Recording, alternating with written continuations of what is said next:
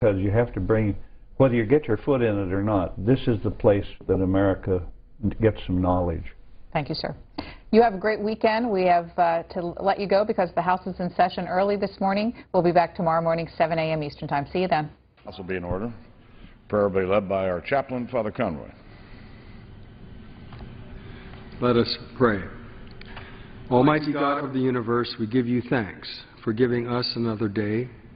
We pray for the gift of wisdom to all with great responsibility in this House for the leadership of our nation. May all the members have the vision of a world where respect and understanding are the marks of civility and where honor and integrity are the marks of one's character. As members take time in the coming week for constituency visits, give them the ability to hear the voices of all in their districts, so that when they return, they are focused on the important work to be done. Bless us this day and every day, and may all that is done within these hallowed halls be for your greater honor and glory. Amen. The Chair has examined the journal of the last day's proceedings and announces to the House his approval thereof. Pursuant to Clause 1 of Rule 1, the journal stands approved. For what purpose does the gentleman from Minnesota rise? Speaker, pursuant to Clause 1, Rule 1, I demand a vote on agreeing to the Speaker's approval of the journal. Questions on the Speaker's approval of the journal. Those in favor indicate by saying aye. Those opposed, no. Opinion of the Chair, the ayes have it. The ayes have it. The journal is approved. Gentleman from Minnesota. Mr. Speaker, I object to the vote on the grounds that a quorum is not present and make the point of order that a quorum is not present. Further proceedings, pursuant to Clause 8 of Rule 20, further proceedings on this question are postponed. Pledge of allegiance today will be led by the gentleman from Pennsylvania, Mr. Altmaier. I pledge allegiance to the flag of the United States of America, to the republic for which it stands, one nation, under God, indivisible, with liberty and justice for all. Chair will entertain up to 5 requests for 1-minute speeches from each side of the aisle. For what purpose does the gentleman from South Carolina rise? Speaker, I have unanimous consent to address the House for 1 minute. Revise and extend my remarks. Without objection, so ordered. Mr. Speaker, earlier this week, a Gallup poll was released which sadly stated that 85% of small business owners surveyed were not looking for new employees. 66% cite the economic recession. 48% blame rising health care costs due to the government health care takeover bill. And 46% are worried about new government regulations. These statistics show that the President's policies are failing America's small business owners. The President continues to support policies that are destroying jobs. According to the NFIB, Obamacare alone will destroy 1.6 million jobs. Over the past year, House Republicans have passed dozens of pieces of legislation that promote job creation and allow small business owners to gain confidence to begin hiring again. I urge my colleagues in the liberal-controlled Senate and the President to support these initiatives and help put American families back to work. In conclusion, God bless our troops, and we will never forget September 11th and the global war on terrorism. For what purposes, the gentleman from Pennsylvania rise? Without objection. The gentleman is recognized. Every year around this time, the President submits a budget, the House and Senate debate their own budgets, and, well, nothing happens. Congress has not adopted a budget in over 1,000 days, and it's been 15 years since Congress passed all of its appropriations bills on time. This is simply unacceptable. And that's why I ask my colleagues to join me in the bipartisan co-sponsors of the No Budget, No Pay Act. This bill is simple. It says that if Congress can't complete its work, if the budget and appropriation bills are not done on time, then congressional pay would cease and members of Congress would not be paid until those bills are enacted. Members could not receive their lost salaries retroactively. Once pay is withheld, it's gone forever. Somehow, I think if this bill were law, members would find a new urgency and finally find a way to get its work done on time. For what purpose, the gentleman from Texas rise? Without objection, the gentleman is recognized. I rise today in support of freedom and liberty. the basic principles our country was founded upon. It's a sad day for America when our president infringes upon our religious rights, a fundamental right protected in the First Amendment. The president announced he will make a so-called accommodation on the Obamacare rule requiring religiously affiliated organizations to offer insurance plans that cover contraception. Even though the president slightly backtracked his attack on religious freedom, he did not go far enough. The new rule still mandates that religious organizations with moral objections will be forced to act against their religious beliefs. This is not about health care. It's about our rights under the First Amendment. And this is yet another example of why we must repeal Obamacare in its entirety, adhere to the basic tenets of our Constitution, and stop the administration's severe overreach. The sooner we repeal Obamacare, the sooner we restore freedom and liberty to all Americans. Yield back. For what purposes, gentleman from Vermont, rise. Thank you. Address the House in 1 minute. Without objection, gentleman is recognized for 1 minute. Thank you, Madam Speaker. I rise today to talk about two wonderful Vermonters from Dummerston, Francis Herbert and Takako Ueda. They met in college in Michigan more than 30 years ago. Takako from Japan was studying English on a student visa, and after completing school, Takako returned to Japan but stayed in touch with Francis. Eventually, Takako returned to the U.S., and she and Francis married. Quite a love story. Now, Francis and Takako face their biggest challenge yet. Takako is being threatened with deportation. Francis and Takako are a same-sex couple. Their marriage is recognized in Vermont, but it's not recognized under federal law. And without that recognition, Francis and Takako are not eligible for the same immigration benefits as other married couples. Madam Speaker, these are good people. They have a good relationship. They're good Vermonters. They deserve better. I yield back. Gentleman yields back. For what purposes, gentleman from Michigan, rise. Gentleman is recognized for 1 minute. Madam Speaker, from the 1099 provision to IPAB to the hundreds of billions of dollars in cuts to Medicare, it's clear that President Obama's health care law is bad medicine for America. But the recent ruling by the Department of Health and Human Services is the most egregious example of federal intrusion to date. Soon after the ruling was announced, I began hearing from citizens across Michigan's 1st District. Letters and emails came in by the hundreds, with the vast majority in opposition to the administration's position.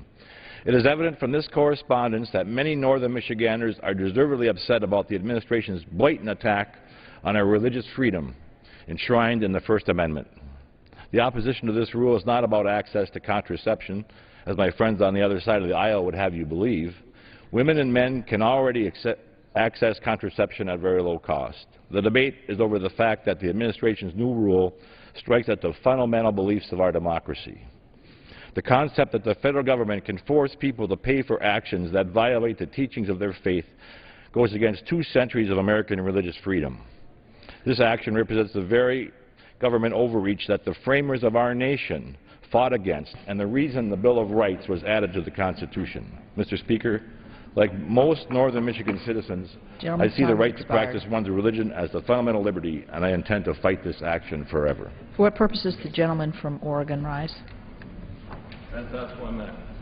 Gentleman is recognized for 1 minute. Well, we're going to take up legislation which is targeted to fix the reimbursement for doctors, which is absolutely essential to Medicare. This threat should go away forever. We should make a permanent fix. Let's not pretend that we can just keep dragging this on without jeopardizing seniors. Unemployment, we need to extend that for people who can't find work. They lost their jobs through no fault of their own. They can't find work. We need to help them out. But borrowing $100 billion from the Social Security Trust Fund under the premise that this consumer spending generated will bring about economic recovery and create jobs. That's the Larry Summer principle from the stimulus era. Look, that doesn't work. You want to create jobs? You want to borrow $100 billion? Let's borrow $100 billion. Finance the transportation bill that the Republicans pulled from the floor this week, and put a few million people to work rebuilding the crumbling infrastructure in this country with all made-in-America goods. That would be an effective way to get this country back on track, not these Social Security tax cuts. For what purpose the gentleman from Minnesota rise? Without objection, the gentleman is recognized. Madam Speaker, for most Americans, our busy lives make it difficult to reflect as often as we should upon the incredible sacrifices made by those heroes who have answered the call to service throughout our nation's history. Today, I'd like just to take a moment to honor the service of one such hero from my home state of Minnesota. Minnesota native and World War II pilot Lieutenant John Tiemann flew missions in all the major battles in Europe. He flew through flak on the night before D-Day in strategic spots over Europe behind enemy lines, and he repeatedly flew missions dropping supplies to the troops trapped at the Battle of the Bulge. In recognition of his incredible service, John has been awarded 7 Bronze Stars, 3 Air Medals, the Croix de Guerre twice, and on this past Wednesday, he received France's highest recognition and honor, the Legion of Honor. Madam Speaker, John epitomizes what it means to be a hero. I'd like to thank him for his service and then congratulate him on an honor that's much deserved. I yield back. Gentleman yields back. For what purposes, gentleman from Delaware rise? Permission to address the House for 1 minute. Gentleman is recognized for 1 minute. Thank you. Thank you, Madam Speaker. I rise today to encourage my colleagues to support bipartisan legislation to create jobs. In December, Congressman Stephen Fincher and I introduced H.R. 3606, the Reopening American Capital Markets to Emerging Growth Companies Act of 2011. Our legislation will create jobs by making it easier for emerging growth companies to undertake an IPO. On average, 92% of a company's growth occurs after they go public. Unfortunately, in recent years, the number of companies going public has fallen dramatically. This legislation will reduce the cost of going public for emerging growth companies by phasing in certain costly regulatory requirements. Last night, our legislation passed out of the Financial Services Committee with a bipartisan vote of 54-1. We've worked hard to craft this legislation in a way that can pass both the House and the Senate and be signed by the President. Please join me in supporting this bipartisan legislation that will create jobs and grow the economy. Thank you. I yield back. Yields back. For what purpose the gentleman from Texas rise? Without objection, the gentleman is recognized for 1 minute. Madam Speaker, according to a Pew Research Center survey conducted last month, more viewers feel the national media are biased than ever before. The survey found that 67% of Americans say there is a fair amount or a great deal of bias in news coverage. Only 10% responded that there is no bias at all in the national media. These percentages show a significant increase in the number of Americans who believe they receive biased coverage of current events by the national media. The national media owe it to the American people to be honest and fair. Americans' distrust of the national media will continue to grow until the media adhere to the highest standards of their profession and provide the American people with facts, balanced stories, and objective coverage of the news. For what purpose does the gentleman from California rise? Without objection, the gentleman is recognized. Madam Speaker, I rise today to talk about the housing crisis facing Americans. In California, in the San Joaquin Valley, we know firsthand the pain the housing crisis has caused our families and communities, as foreclosure rates have continued to hover well above the national average. The $25 billion settlement announced last week gives significant relief to homeowners. But it's not the wholesale, systematic change to put our housing market back on solid ground. Homeowners are tired of waiting for meaningful change, and tweaks are not enough. Enacting the HOME Act and the Homeowners Bill of Rights would go a long ways towards stabilizing the market now and leveling the playing field for the future. We know it's essential to get our economy back on track. Restoring economic security starts with passing meaningful policies that rebuild the foundation of our communities and the American home. After all, the American home is the single largest investment that the average American family makes in their lifetime. It's part and parcel of the American dream and the foundation of America's middle class. I yield the balance of my time. For what purpose does the gentleman from South Carolina rise? Thank you, Madam Speaker. By direction of the Committee on Rules, I call up House Resolution 554 and ask for its immediate consideration. The clerk will report the resolution. House Calendar Number 113, House Resolution 554, resolved that upon adoption of this resolution it shall be in order to consider the conference report to accompany the bill, H.R. 3630, to provide incentives for the creation of jobs and for other purposes. All points of order against the conference report and against its consideration are waived. The conference report shall be considered as read. The previous question shall be considered as ordered on the conference report to its adoption without intervening motion, except 1 hour of debate, and 2, 1 motion to recommit if applicable. The gentleman from South Carolina is recognized for 1 hour. Thank you, Madam Speaker. For the purpose of debate only, I yield the customary 30 minutes to the gentleman from Florida, Mr. Hastings, pending which I yield myself such time as I may consume. During consideration of this resolution, all time yielded is for the purpose of debate only.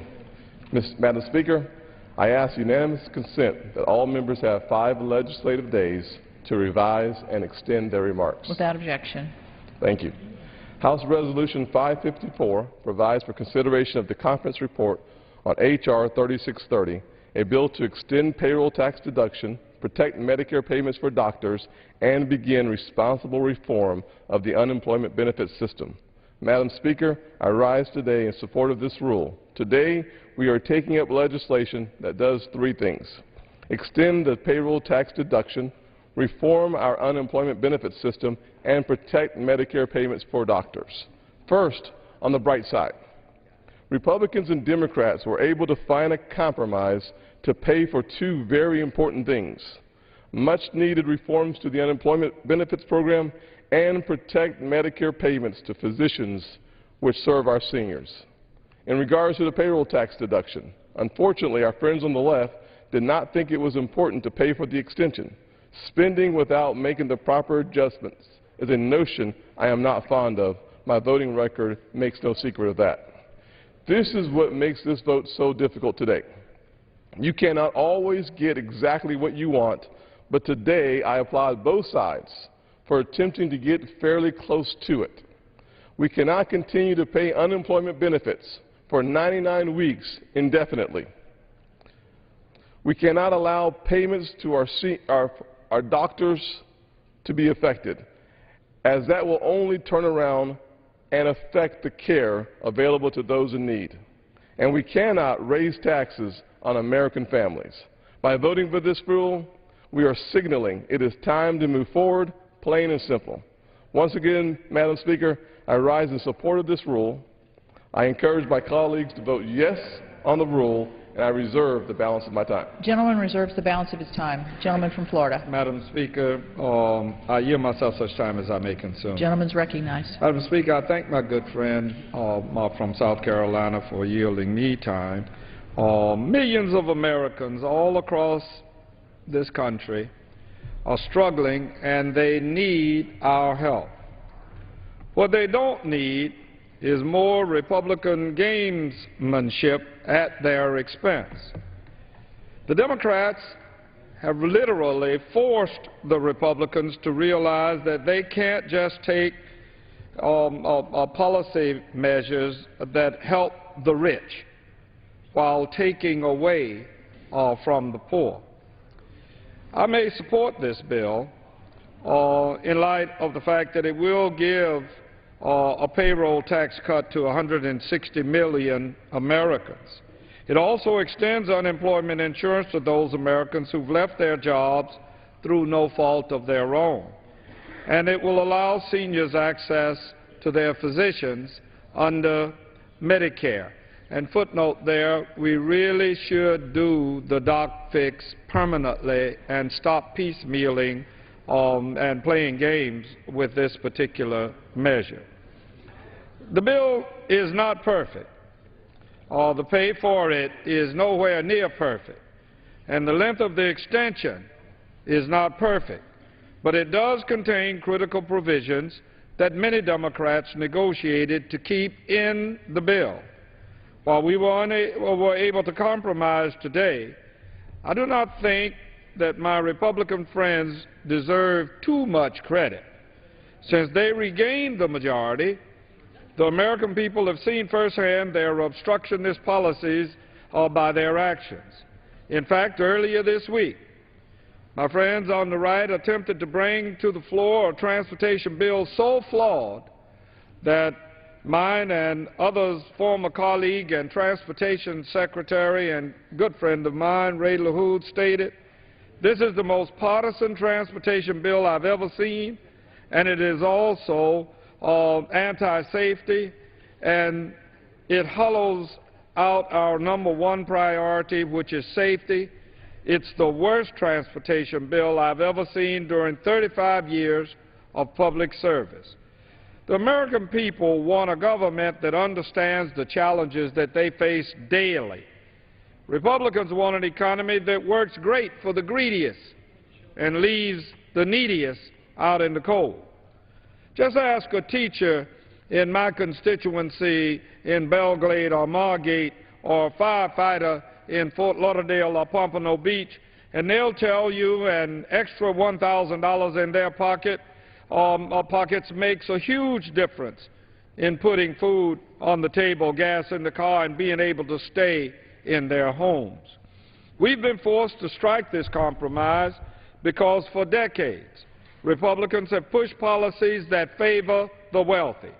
We should not forget that while we are debating how to pay for this payroll tax cut, unemployment insurance, and payments to Medicare physicians, our nation's massive deficits are due in large part to Republican tax cuts for the wealthiest in America. The fact of the matter is that the wealthy have continued to pay less and less taxes. In the 1980s, President Ronald Reagan started to lower tax rates, and then President George Bush slashed capital gains and income tax rates for the wealthy to the now historic lows. As I travel throughout the constituency that I'm privileged to represent, into areas where the unemployment rate in some places in the Glades is 40%, I ask myself, who's actually benefiting from these tax cuts for the rich? It's certainly not the police officer living in Boynton or the nurse working at the VA hospital or the community health center in West Palm Beach. Madam Speaker, while I'm pleased that we've come to a compromise to extend unemployment insurance, I remain deeply concerned that this bill reduces benefits from 99 weeks to as little as 73 weeks through December. I hear daily from constituents who are approaching the end of their unemployment period and are at a loss as to where to turn next. Although the economy may be starting to recover, what are we supposed to tell those people who've been looking for a job for months and months on end? What kind of compromise are they supposed to strike with unemployment? The best way to reduce the deficit is to put money into the hands of people who spend it. This is how we support our communities. If we invest more money in Main Street, consumers will have more money in their pockets to spend on putting food on the table, gas in their cars, and, as I said, be able to stay in their homes. Every American should have the opportunity to succeed. Opportunity should not be limited by geography, race, gender, or the size of one's bank account. Yet, thanks to massive gaps in the tax code, the rich get richer and the poor get poorer. The top 1% of earners are responsible for 20% of the nation's annual income, up from 10% in 1981. The wealthiest CEOs are paid 400 times what the average worker earns. Only 30 years ago, it was 20 times as much. Americans in the highest tax bracket are supposed to pay 35% of their income taxes. However, since President Bush slashed the capital gains rate to 15%, the top 400 wealthiest that we continue to identify, and I wonder about the top 4,000, for example, pay only 15% in taxes on 80% of their income. As the law is currently written, any wealthy American paying the full 35% needs to get a new accountant. In addition to reducing the term of unemployment insurance coverage, this bill raises an additional $15 billion by requiring federal employees to contribute a larger amount to their retirement accounts. My understanding is this is a grandfathered measure that will protect the ones that are federal workers now. But I'm not sure that this is going to satisfy members on either the right or left, or the Democrats or Republicans in this measure, since it's addressing federal employees, and there were other ways to get to that $15 billion. Federal employees are currently in their second year of a pay freeze, while my colleagues across the aisle only a few weeks ago voted to freeze federal employee pays for a third year. Republicans don't think twice about limiting federal workers' ability to support their families, but are more than willing to shut down the government when bankers are asked to pay their fair share of taxes on their bonuses. How much can we continue to pick on federal workers? They're not fat cats. They're postal workers, receptionists, janitors, teachers, nurses, social workers, and police officers, to name a few that are the fundamental underpinning of this nation. How much can we continue to pile on their backs? We've already broken their bank accounts. How much weight should the wealthiest American who can afford it carry?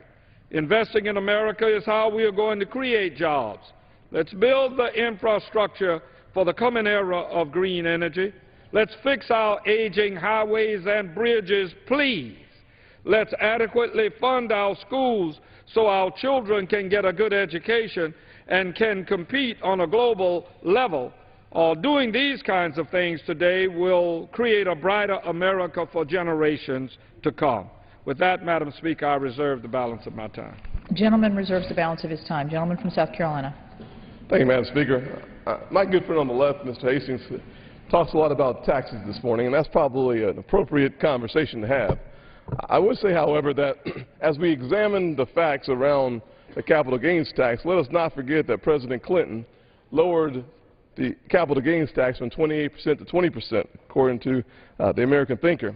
But we also have to keep in mind that the most tax-driven piece of legislation in the last 3 or 4 years is, in fact, the folks on the left and the national health care reform.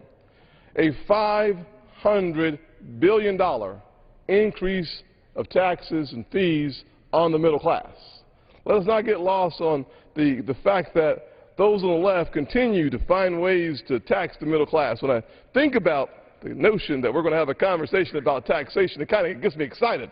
I'm looking forward to this opportunity to debate the worthiness of a payroll tax deduction and how both sides have come together. This is a good thing. We found some common ground on the issue of the payroll tax. But where we will not find common ground is on the issue of slicing taxes for the middle class. My friends on the left, they talk a good game, but they don't walk the talk. Because when you look at the national health care program, you must concede that $500 billion of new taxes is a bit much for the middle class. You must say that the surtax on investment income, another $123 billion to start 11 months from now, that is a pain for the middle class. It's a pain for the middle class. When I think about the excise tax on comprehensive health insurance plans, $32 billion just a few years away. I think about the hike on Medicare, another payroll tax, $86 billion of new taxes starting in another 11 months. My friends on the left, they seem to have this concept that if we just wait a little while, the American people will forget who, in fact, are raising the taxes on the middle class. But I would say that my good friend from Georgia wants to chime in on the debate, so I'm going to yield, Madam Speaker, 3 minutes to the gentleman from Georgia, Mr. Phil Gingrich. The gentleman from Georgia is recognized for 3 minutes. Thank you, Madam Speaker, and I do rise in support of the rule.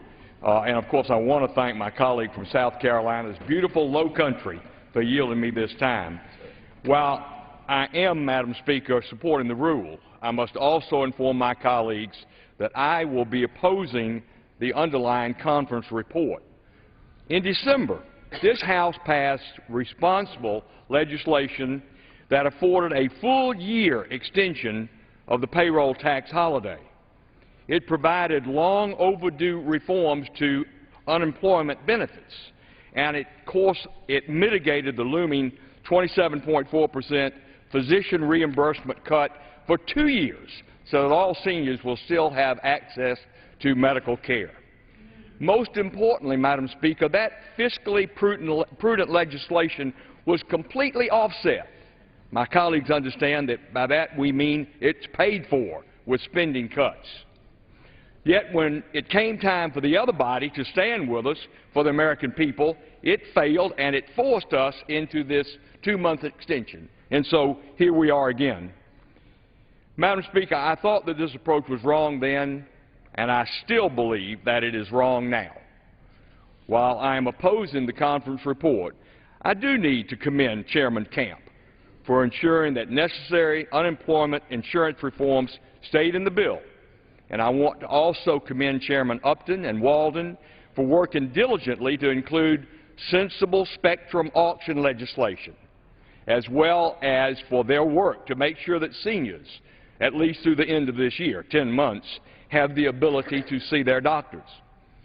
As a physician, I have and I will continue to fight for the long-term solution to eliminate this flawed SGR system once and for all. However, despite these efforts, I cannot and I will not support legislation that extends the payroll tax holiday without paying for it. This will add $100 billion to the deficit, and it will create an even greater shortfall within the Social Security Trust Fund that already has over $100 billion shortfall just in the last 2 years. And what is it, $2.4 trillion that the government owes the trust fund that's not there, just IOUs in a file drawer in West Virginia.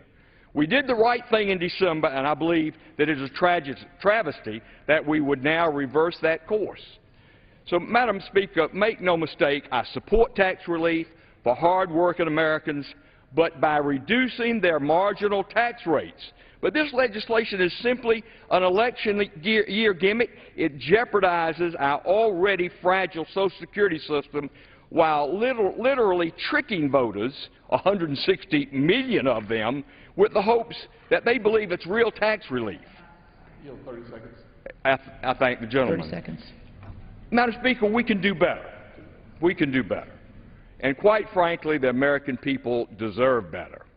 It's time to end all of these games, this smoke and mirrors, the bait and switch, the political gamesmanship, all with the concern for this next election and to the detriment of this current and our future generations. For that reason, Madam Speaker, while I support the rule, and I thank the gentleman for yielding, I will be voting heck no against this conference report. Gentleman's time and I has yield expired. back. Gentleman from South Carolina reserves the balance of his time. Gentleman from Florida. Madam Speaker, I'm very pleased to yield 2 minutes to my very good friend from California, the distinguished woman, Ms. Matsui, a former member of the Rules Committee. The gentlelady from California is recognized for 2 minutes. I'd like to thank the gentleman for yielding me time. Madam Speaker, this bipartisan agreement will ensure that 160 million Americans will not see a tax increase at a time when so many families are still struggling to make ends meet. The payroll tax cuts provides American families an average of $1,000 annually to help pay their bills and for day-to-day necessities. I'm also pleased that this agreement will extend unemployment insurance. With the unemployment numbers in my district over 12%, continued unemployment benefits are important for so many to make ends meet while still trying to find work. Additionally, providing for a Medicare physician payment fix will ensure that seniors will continue access to care. But I do urge my colleagues to continue working for a long-time solution to this critical issue. And I'm supportive of the spectrum provisions in this bill, which will finally provide public safety with a nationwide interoperability network and ensure a path for continued American innovation. However, Madam Speaker, I do have reservations about other ways that this package is paid for. The second largest job provider in my district, behind the state government, is the health care sector, employing nearly 30,000 workers. The Medicare bad debt reductions in this bill will seriously hamper the health systems in my district. For example, UC Davis Medical Center will lose $4 million over the next few years. Additionally, I'm greatly disappointed by the cuts to the Prevention and Public Health Fund, which I actively work to get included in the Affordable Care Act, as prevention is the best way to improve public health. While passage of this bill is critical for America's middle class, unemployed, and seniors, I have strong concerns that it should not be at the expense of our country's health care and federal workforce. With that, I yield back the balance of my time. Gentlelady yields back. Gentleman from South Carolina. Thank you, Madam Speaker. I yield to the gentleman from California, Chairman David Dreyer, such time as he may consume. Gentleman from California is recognized for such time as he may consume. Thank you very much, Madam Speaker. Ask unanimous consent to revise and extend Without remarks. objection. Thank you very much, Madam Speaker. I rise first to congratulate my good friend from North Charleston, a hardworking member of the Rules Committee, for his stellar management of this rule, and on the other side, a pretty fair job is being done by my friend from Fort Lauderdale, I have to say. Mr. Speaker, I will say that I listened to the opening statement of my colleague from Fort Lauderdale, and as he talked about the plight of those in Florida, constituents of his who are struggling, I was thinking about the fact that today I deal with an excess of 14% unemployment rate in the Inland Empire, part of the area that I represent in Southern California.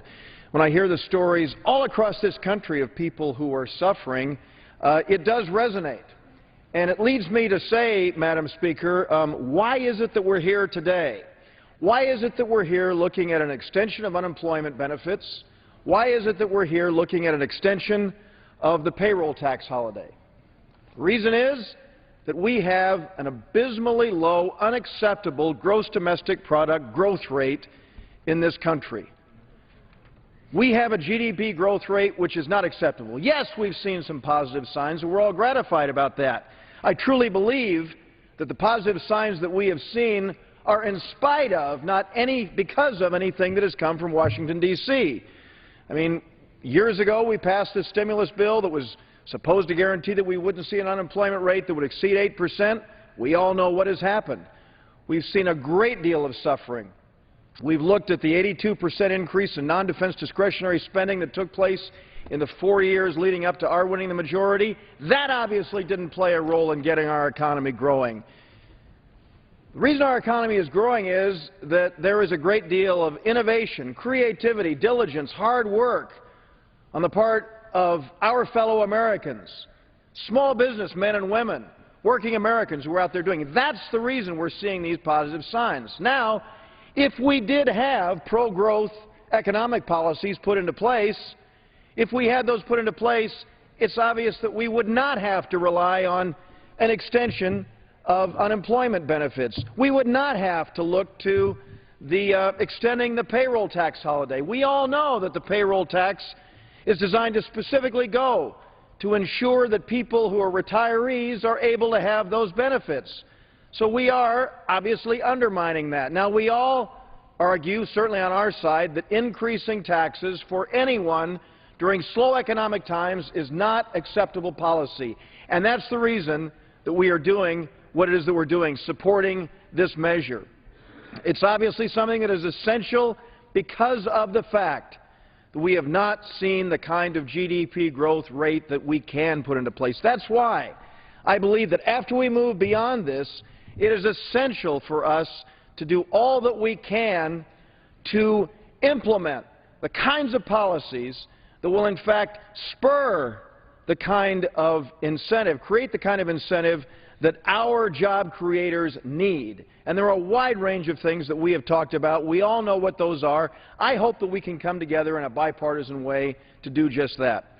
I congratulate my friend Dave Camp and the other conferees who have come to this agreement. It is acceptable to some of us. Some of us are not enthusiastic. My friend from Marietta a few minutes ago was talking about the package that existed last December. That was good public policy. It ended up not being good politics. I'll recognize that. It was the exception to the rule that good public policy is good politics. Because what it did is that accepted what it is we're doing today, what the President requested, that we would extend this package for 1 year rather than just 2 months, which is what we had to or reluctantly agreed to last December. And I also have to say that on the sustained growth rate issue, that is ensuring that hardworking doctors out there have the adequate compensation for their labors, we need to have major reform of the SGR structure, and I think that what we've done today is a step in that direction, and I hope very much that we are going to be able to do that. So again, I thank all my colleagues who have been involved in getting us to where we are. Now that we are going to do this, it's essential that we move ahead with very positive pro-growth policies. And with that, I yield back the balance of my time. Gentleman from Florida. Madam Speaker, I'm very pleased to yield to my good friend from New Jersey. 2 minutes, Mr. Pallone. Gentleman from New Jersey is recognized for 2 minutes. Thank you, Madam Speaker. Today's payroll tax conference agreement will provide $1,000 in the pockets of more than 160 million Americans and ensure that approximately 3.5 million Americans will continue to benefit from much-needed unemployment insurance. We've also protected seniors' ability to see their doctors with an SGR fix through the end of the year. Despite these critical provisions, though, this is a difficult vote to take. I'm greatly disappointed over how these extensions are offset. First, the unemployment extension is paid for on the backs of middle-class federal workers. These hard-working men and women continue to be targeted in this Congress, but yet they are not the reason for our nation's deficit. Meanwhile, my Republican colleagues refuse to require the wealthiest few to pay their fair share. Secondly, the SGR fix is being paid for with critical health care dollars. In fact, the bill slashes one of the most important investments this country has ever made in preventative health. This is extremely short-sighted. We cannot continue down that path or will never address the real cost concerns of our health care system. And sadly, the bill also manages to cut from one provider, hospitals and nursing homes, to pay for another, physicians. We can't rob Peter to pay Paul, and our health care system can't sustain further provider cuts. Meanwhile, there is still no permanent solution to an ongoing SGR problem that can't continue to be kicked down the road. I will vote in favor of this bill, but I do so with reservations. I know that on our Democratic side, our conferees fought very hard for the best deal that they could get. So I think we have to vote for this bill because it does a lot of very important things. But I also have to express my reservations. I yield back. Thank you. Gentleman from South Carolina. Thank you, Madam Speaker. I yield 2 minutes to the gentleman from Texas, Mr. Joe Barton. Gentleman from Texas is recognized for 2 minutes. I ask unanimous consent to revise and extend. Without objection. I want to thank the gentleman from South Carolina for yielding. I've been in the House, this is my 28th year, 14 years in the minority, and now I'm in my 14th year in the majority. I don't believe I've ever voted against a rule when I was in the majority, but I'm going to vote against this one. I'm also going to vote against the underlying bill. I'm not saying anything disparaging about the leadership on both sides of the aisle and the leadership in both bodies, but we are taking money away from the Social Security Trust Fund, and we are substituting an IOU that may or may not ever be repaid. So on principle alone, I think we should at least shoot straight with the American people. So I will vote no on the underlying bill. On the rule, when we became the majority, we the Republicans, we promised the American people that we would be more open and more transparent than the previous majority that was headed by Speaker Pelosi. And one of our primary promises was that we would give the American people 3 days or 72 hours before any bill was voted on the House floor. this rule waives that principle. And I know it's expedient, and I know that there is majority support, as you can tell by the debate, for both political parties on this bill. But I think to go back on a principle to the American people, that what we vote on, especially bills that are very important, should have enough time that people can look at what's in the bill. I don't think that's something that you compromise for political expediency. So I will vote no against this rule for the first time in my career in the House of Representatives as a member of the majority when a majority rule is up. And I would hope that this is a one-time exception, that we violate the principle that we promised when we became the majority. I thank the gentleman for yielding. Gentleman from Florida. Madam Speaker, I had hoped that Ms. Velasquez or Mr. Engel would be here, but I'll say to my friend from South Carolina, do you have other speakers? I do not at this point. All right, then I'm in the position of having to go forward. When the payroll tax cut and unemployment insurance renewal came before the House just 2 months ago, my friends on the right refused to renew either provision while Democrats tried to avert a tax hike on the middle class. I believe that Republicans would rather let the payroll tax cut expire and unemployment insurance run out than ask the wealthiest Americans to pay their fair share. Madam Speaker, if it's at all possible, I'm midway, but I still have the time, and with your permission, I would like to yield 2 minutes to my colleague, Mr. Engel. The gentleman is recognized for 2 minutes. Thank you, and I thank my good friend from Florida, Mr. Hastings. Madam Speaker, I rise in support of the legislation being considered today. However, I really just need to say this is not the agreement I would have written. I recognize the importance of making sure our physicians don't receive a 27% pay cut, and I have been very, very vocal in the doc fix. I think it's something that is warranted, is much needed, and is fair and equitable. But I strongly oppose the cut in DISH funding to pay for this package. As a member of the Health Subcommittee of Energy and Commerce, we fought hard to have DISH in the Affordable Health Care Act, and in my home city of New York City. Teaching hospitals are very important, and they help the people who are poor, and that's why DISH funding is so important. We'll always need a safety net for hospitals to provide that safety net to our most vulnerable citizens, and cutting DISH payments only makes the task harder. This will certainly have a harmful effect on my district. I really just have to say that. But ultimately, I'll vote for this agreement because at a time when the Great Recession is finally showing signs of ebbing and the recovery is taking root, we cannot remove $1,000 from middle-class taxpayers' pockets and expect the recovery to continue. So I am very glad that we will still have a payroll tax. I'm glad that Democrats have been in the forefront, along with the President, of pushing for this payroll tax cut. We need to do more to help the working people and middle-class people in this country, not only the rich, the poor, the middle class, the working class people. They're the ones that need help, and this bill is helping them today. I thank you. I thank my friend from Florida, and I yield back.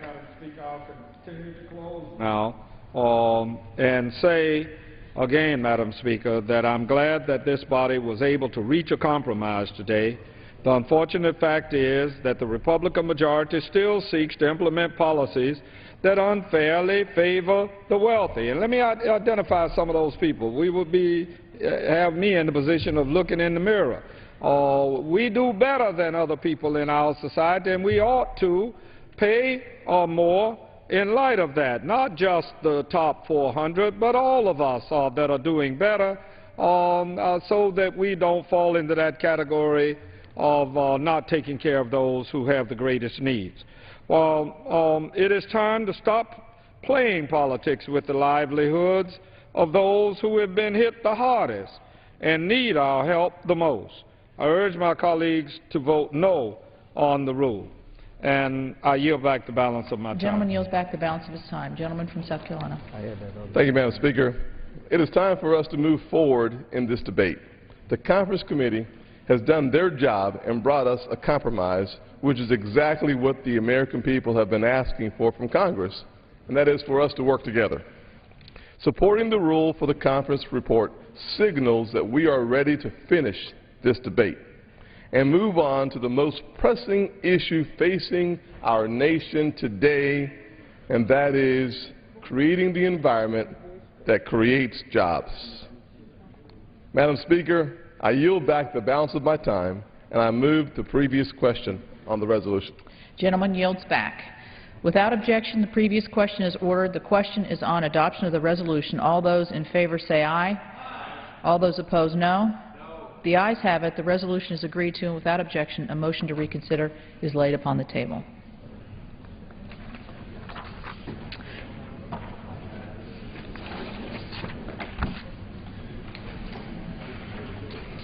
I can't figure out how does that. I know.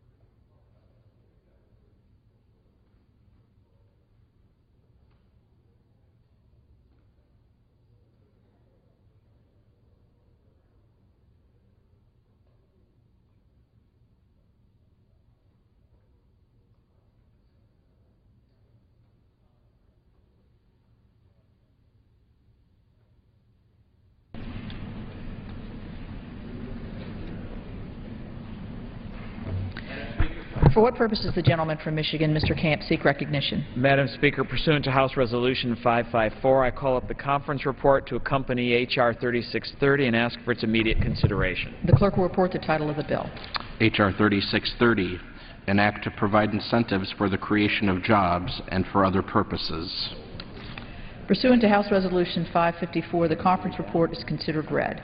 The gentleman from Michigan, Mr. Camp, and the gentleman from Michigan, Mr. Levin, will each control 30 minutes. For what purpose does the gentleman from Maryland rise? Madam Speaker, I would inquire of the gentleman from Michigan, Mr. Levin, whether or not he is opposed to the conference report. I support the conference report. Madam Speaker, in that event, I claim the time in opposition to the conference report. Pursuant to Clause 8 of Rule 22, the gentleman from Michigan, Mr. Camp, the gentleman from Michigan, Mr. Levin, and the gentleman from Maryland Mr. Hoyer, will each control 20 minutes. The chair Thank you, Speaker. The chair recognizes the gentleman from Michigan, Mr. Camp. Thank you, Madam Speaker. I ask unanimous consent that all members have 5 legislative days in which to revise and extend their remarks and to include extraneous material on the conference report to accompany H.R. 3630. Without objection. Madam Speaker, I yield myself such time as I may consume. Gentleman's recognized for such time as he may consume. I come to the floor today in strong support of this conference report as a result of a lot of long hours, hard work, and determination on both sides of the aisle and both sides of the Capitol. This agreement shows the American people that Congress can govern and Washington can work. First and foremost, this legislation prevents a tax increase on 160 million Americans. As a conservative, I look at the agreement and see some very big wins. Chief among them are the most significant reforms to the federal unemployment program since it was created in the 1930s, all designated to promote reemployment and paychecks instead of unemployment and benefit checks. While extending unemployment benefits through the end of the year, this agreement creates a national job search standard for the first time, covering benefits from beginning to end, and requires every unemployed American to look for a job if they receive unemployment benefits. The agreement allows states to spend unemployment funds on paying people to work instead of just sending them a check while they're out of work. It ensures taxpayer funds are properly spent by permitting drug testing under common-sense rules that help people get ready for a job. It expands work-sharing programs to help avoid layoffs in the first place. And it improves fiscal responsibility by not only recovering more overpayments, which currently total a staggering $12 billion per year, but also by making sure that this program is fully paid for. And the last item is something I want to focus on for a moment. All government spending in this agreement is fully paid for, and not with one dime of higher taxes. All spending on unemployment and health care are fully paid for. This is a significant victory for those of us concerned about the national debt and the culture of deficit spending that has gripped Washington for far too long. For example, the unemployment program has added nearly $200 billion to our nation's debt over the last 4 years. No more. We paid for it in December, we're paying for it today, and we've set a clear precedent that the Congress must live within its means, no more spending unless it's paid for, period. Now, I understand this is a compromise, and not everyone likes everything in here. If I had my way, the bill passed by the House in December would be the law.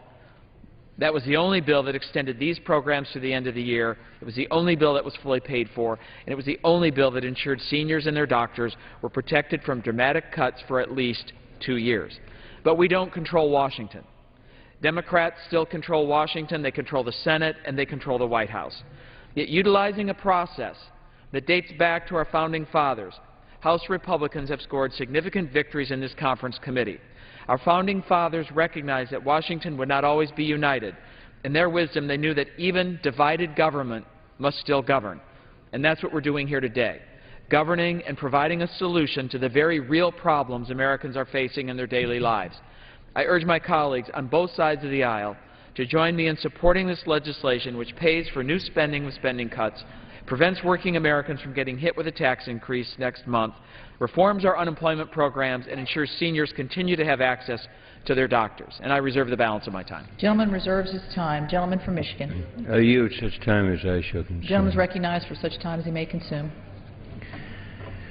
The basic fact is that this legislation is very different from the December House Republican bill. Very different. And any efforts to mask that are false. And that House bill was the main bill before the Conference Committee. The basic fact is the Conference Committee made major changes to the House bill that passed in December, essentially on a partisan basis. And therefore, this legislation is much better for the American people. The Speaker said this about this bill. Let's be honest. This is an economic relief package, not a bill that's going to grow the economy and create jobs. That's not an honest statement. It's wrong. This is a bill that relates to the economic growth of the United States of America. We're recovering, and this bill will provide a boost to continue that recovery. It continues the 2% payroll tax through the calendar year, and it is not offset, as was true of the House Republican bill in December. It had massive, harmful cuts that would have been counter-cyclical and that would have undermined further economic growth. So in that respect, this is very, very different. It's also very different in terms of unemployment insurance. Let's be clear about that. The bill that the Republicans passed through the House, that was the main bill before the Conference Committee, would have slashed 40 weeks of unemployment insurance for millions of Americans in every state, regardless of the unemployment rate in that state. And this bill essentially changes what was in the House bill. It extends unemployment insurance through the rest of the year, up to, this is the maximum, up to 89 or 99 weeks through May, up to 79 weeks through August, and up to 73 weeks through December, depending on the level of unemployment. Let me just say, our chairman has talked about job search and now a requirement that people be looking for work. That's already in the law of every state. That isn't a meaningful reform. In terms of job search, everybody not only registers, but also, as I said, is requiring to look for work. And you know, I find it an insult to the unemployed of this country to say, essentially, what we're simply giving them a check instead of a paycheck. You know, if you talk to the unemployed through no fault of their own, they are looking for work. They had a paycheck in most cases year after year after year. They worked for their unemployment insurance. And to simply label this an effort to get people off of unemployment insurance is not a welfare program. People worked for it, and they need that subsistence as they look for work. The bill that passed through the House had a GED requirement. That's out. To say to people, you don't get a check if you're not in a GED program, when there are 160,000 people in this country who are on waiting lists for education, that's out of here because it deserved to be out of here. And in terms of the drug programs, the effort to test people for drugs, it is so limited. So it is really masking the reality to call this major reform. It freezes in terms of the reimbursement for physicians through December. And let me just close by saying a few words about the limits on this bill, because there are limits. It would have been much better to treat unemployment insurance as an emergency, as we have for 20 years. This is the highest level of long-term unemployed on record in this country, which is another reason not to blame the unemployed for their unemployment, as the House bill in December did, and some of the rhetoric on this floor continues to do.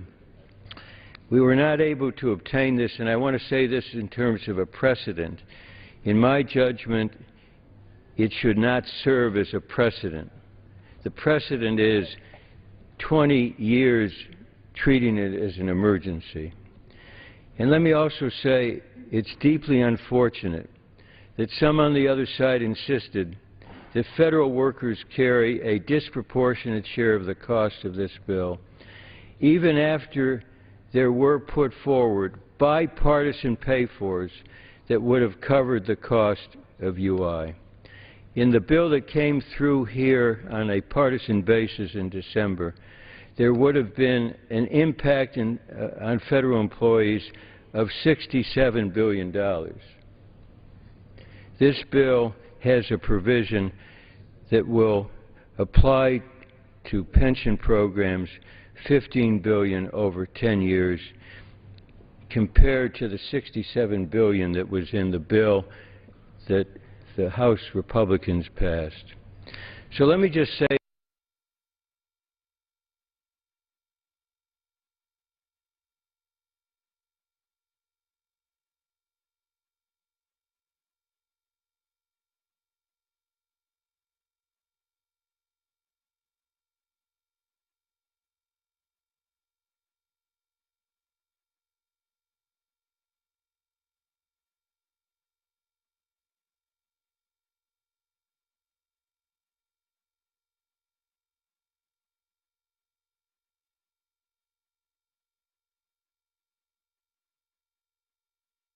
this is an economic relief package, not a bill that's going to grow the economy and create jobs.